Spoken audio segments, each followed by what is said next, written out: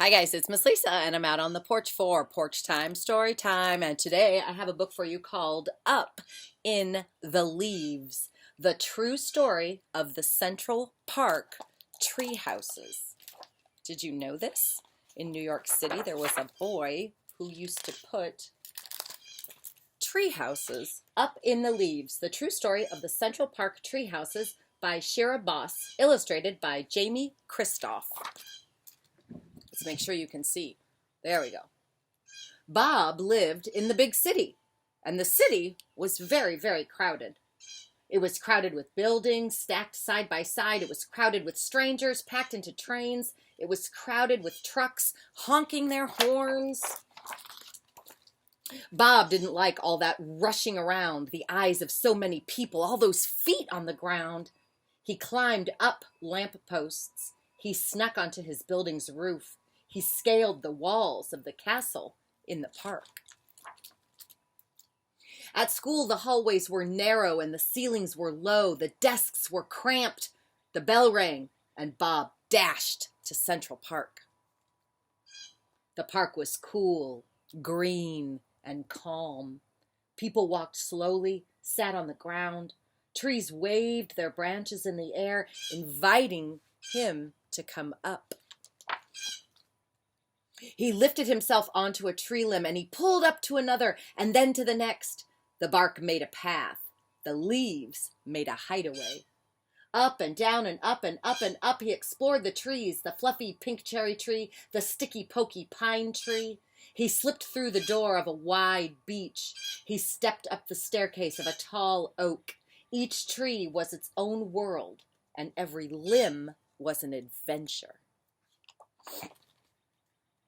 Have you ever been in a treehouse? Climbed a tree? He could see buildings and people down below, so small, but nobody could see him. This was his own secret spot. He decided to stay.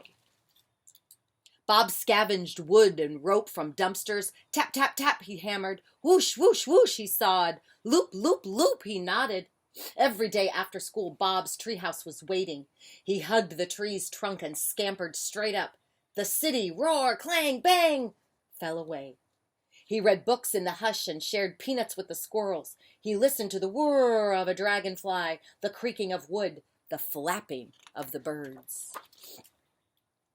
One day, his treehouse was gone. The squirrels had their nests, the birds had their roosts, but the little boy no longer had a place of his own. So he started all over. Bob, tap, tap, tap, whoosh, whoosh, whoosh, loop, loop, loop. His new treehouse was even bigger, better hidden. When rain pelted down and the wind bent the branches, Bob's treehouse rocked and swayed. He was a sailor on a ship at sea. But fall came and the leaves fell, and the treehouse was no longer a secret. And again it was taken away. He no longer had his ship in the sky. There was nothing to do except try again. Up went a platform, up went the walls, up went milk crates for tables and chairs. He let down a rope, and up came some friends. Bob stayed after sunset and mapped twinkling stars. He even spotted planets. He became an astronaut navigating the cosmos.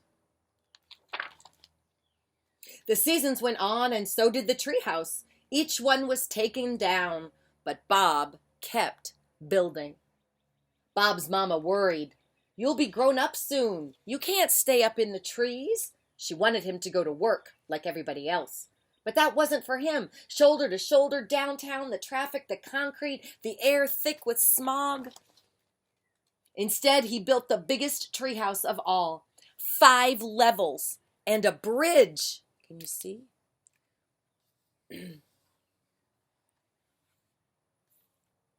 5 levels and a bridge. Bob was very, very proud. Here's the bridge over here. 5 levels of a treehouse. He loved drifting to sleep, snuggled under the canopy of leaves. One morning, Bob woke up and heard voices down below. "We know you're up there," they yelled. "Come down." He sadly descended like a fluttering leaf. His adventure was over. He was stuck on the ground. But then, something lucky. The man in charge of the park watched Bob come down. He climbed like a squirrel, sure-footed and at ease. "Come work in the park," the man said to Bob. "Take care of the trees." "A job in the trees? I would love to work here," said Bob. Every day, Bob walked to work in the park. With his new ropes and saddle, he could climb any tree, even the biggest one. He swung all over the branches, up and across from limb to limb. He snipped and he sawed, and he kept the trees healthy. And he stuck to his promise to not build any more tree houses in the park. But sometimes at night, he slipped out of bed and walked softly through the city back to his trees. That's him. That's Bob. This says epilogue. That's where they give you a little bit more about the story at the end of the book. I will read it to you. Bob Redman built 12 tree houses in New York City's Central Park. From the time he was 13 until he was 21, he was building tree houses. His friends helped him salvage building materials and construct the hideaways. He crafted each tree house to have a special view, a balcony overlooking the tree canopy or a leafy window framing the city skyline. He named them after the stars. Studying the night sky was one of his favorite things to do in the magical tree houses. Now he's grown up. Now Bob lives in an apartment near the park. Trees cover the roof, and it has skylights so he can gaze out at the moon and the stars. He is still an arborist. Bob takes care of the trees all over the city. He escapes high into the branches, just like when he built tree houses. "I went straight up," he said. "The higher the better, so only the squirrels and the birds could go higher." The end. Up in the leaves. The true story of the Central Park tree houses. I hope you enjoyed that story. I'm Miss Lisa. I'll be back next time for more Porch Time Story Time. Bye-bye.